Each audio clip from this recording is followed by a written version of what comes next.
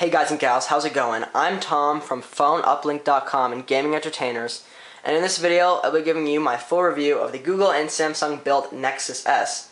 This is the successor to the Nexus 1, which was built by HTC. Like I said, this one's built by Samsung, and you may notice that it looks a lot like the Galaxy S line, and that's because it is based off the Galaxy S line. Google just wanted to rebrand it and make it their flagship phone because it's such a good line of phones. So let's go over the hardware specs first, and then I'll give you my review. So the Google Nexus S features a 4-inch contour display. What does that mean? Well, it means a curved display. As you can see, or barely see, the display is curved, which actually doesn't really do a whole lot to it, but, you know, it's kind of cool. I'm not quite sure the advantages of it. I haven't really noticed anything from it. But also the screen resolution is 480 by 800 Super AMOLED display, so it does look very good. There is some pixelation that I do notice, but overall I'm very happy with it. It looks very good. It's got very good viewing angles, so you won't have to worry about that, and it looks pretty good in sunlight.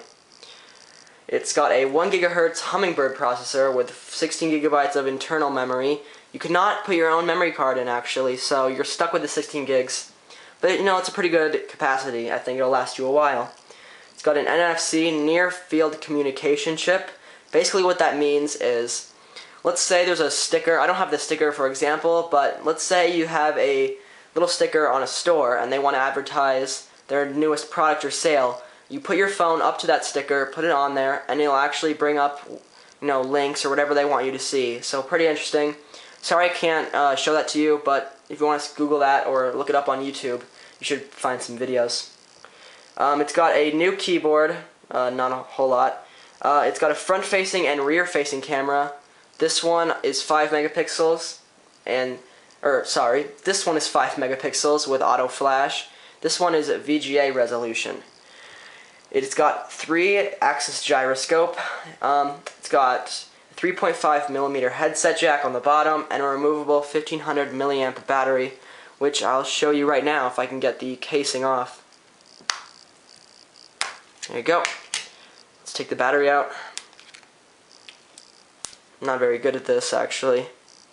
You know what? Let's just leave it in. But yeah, it's 1500 milliamps, and I'll get into battery life later in the video. Let me get the casing back on.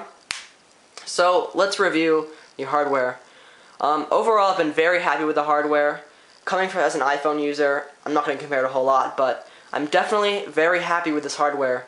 It is plastic and it is kind of light, but Samsung did a very good job on building this. It looks very good, very sleek looking. The contour display makes it look pretty good. Hardware overall is pretty good, very well built. I don't like the little ring around the camera. I wish it didn't have that, but overall it's alright.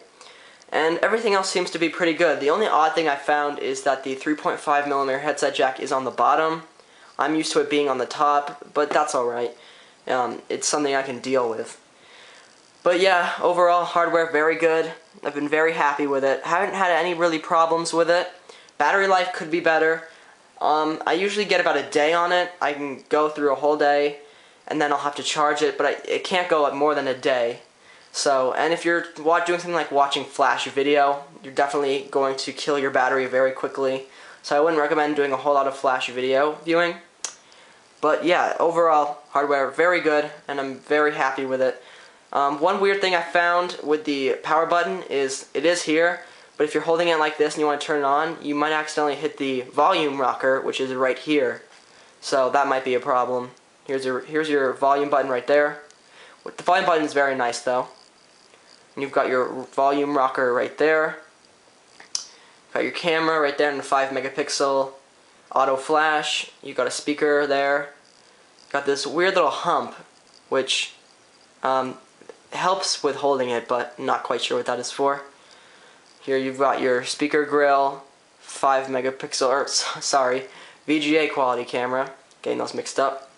Mini USB, which I believe it's mini USB. 3.5mm headset jack. And you got your volume rocker like I showed you before. You got your power button. Overall, like I said, hardware is very good.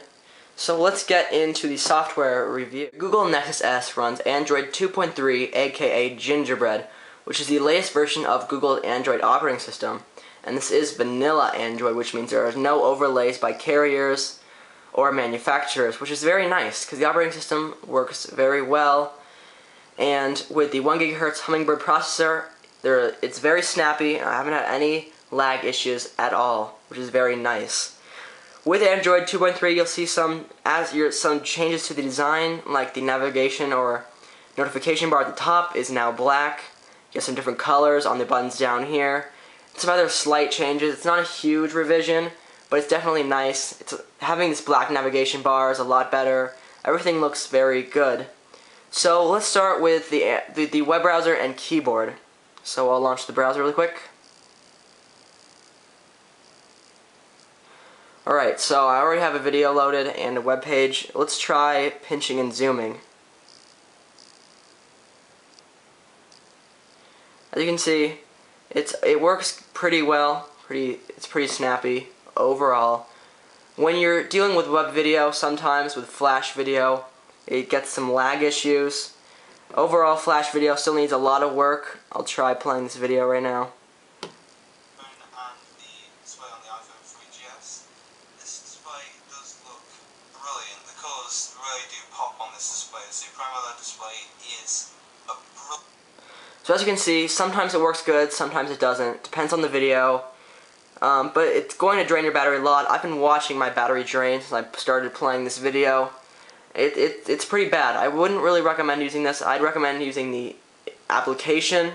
But if you're browsing the internet and you see a video, it can be kind of useful. Again, I'm not a fan of that. But anyways, it still works. And it's there. Web browser works pretty good. I have had some weird issues, but nothing I can really complain about. The keyboard, here is the new keyboard with Android 2.3.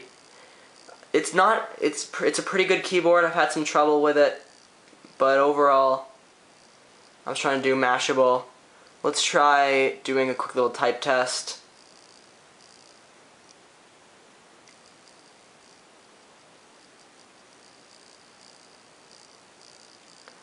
So here's what I said.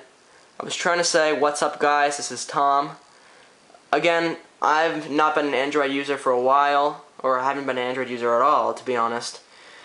So it takes time to get used to this keyboard. There have been some weird bugs, but it works pretty well overall. I'm very happy with the keyboard, and it's nice. It's had some issues with auto-correcting. It hasn't corrected a lot of things, but it does work sometimes. I'm just not very happy with the correction. I think Google could have done better on that. Hopefully they'll update it in the future with a different keyboard, because overall, like I said, I'm not very happy with it. Let's go back to the home screen. As you can see, I've got these widgets here. You can move these around, or if you want to delete one, drag it down there. Let me do that again. Well, see, there's a little issue right there, honestly. I'm not quite sure what the problem is. There we go. There, I got it. So you got the same widgets as you're used to on other Android versions, and it's really good. I got 5 home screens here. You got your little widget up there. Let's go into, where is it? Let's go into the mail application so I can show you the new color thing. So let's let this load up my conversations really quick. So let's try and show you what I want to. Let's get this into focus. As you can see or not see, at the top of the screen is an orange light, what's indicating that you're at the top of whatever you're trying to do, if you're at the top of a list. So little changes like that, just wanted to show you that. And down here you have your buttons for navigating. They are touch sensitive. They do vibrate when you touch them, which is very nice. And I like that a lot. It's pretty good. On the Nexus S also is very good. The experience works great. Right here I'm playing Angry Birds, which you can also get on the iOS App Store and several other app stores.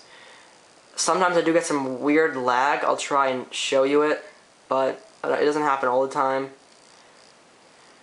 But gaming overall, pretty good. With the new processor, everything works very good with gaming. While Android 2.3 is good, there have been a couple issues.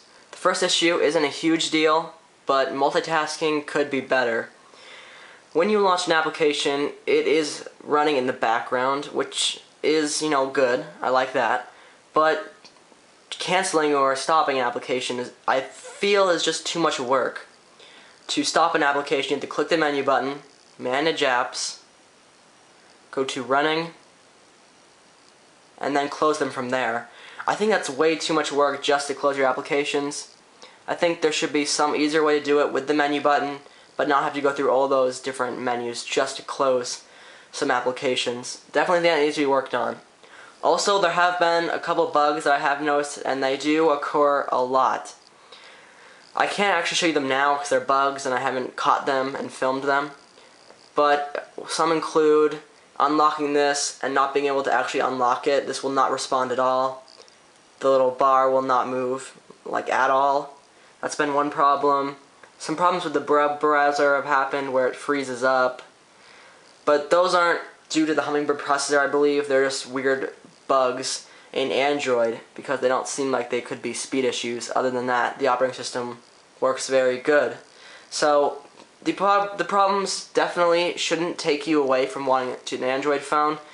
It still works really good, and I'm still very happy with it. It's a very good operating system. Just want to let you know there have been some bugs that occur very often in the operating system. In the end, this is a phone and does need to make calls and use data. So I'm going to talk about the call. Overall, phone calls work very good. Everyone on the other end of the line could hear me perfectly. On T-Mobile's network, it's been a very good experience. I can hear everything perfectly through the headset piece. People can hear me clearly, and it's been really good. I haven't had any dropped calls out of the about 20 or so I've made just to test out the phone. Even when I had about one bar, I still got good quality calls. So calling is very good, and I don't think that should deter you from getting the phone. So let's do a quick speed test. I am on AT&T's 3G. This is a 3G only phone. So let's do some speed tests. Let's go to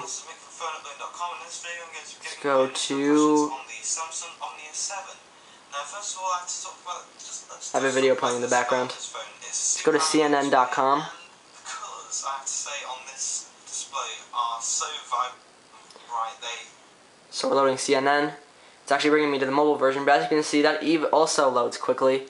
Let's go down to the bottom and go to the full site.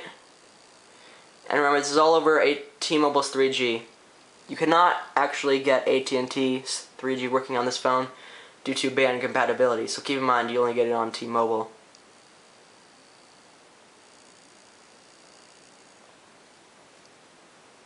Website's almost loaded.